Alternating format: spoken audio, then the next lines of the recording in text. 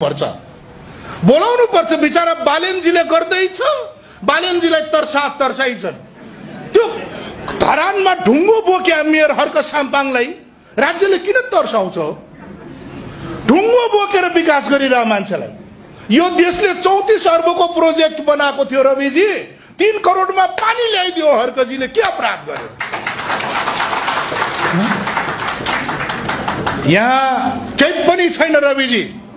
हामी केही पनि छैनौं डाक्टर साहब सिकेजी हम लोग कुछ भी नहीं है केही छैनौं हामीलाई केही मान्छे गन्या छैनन्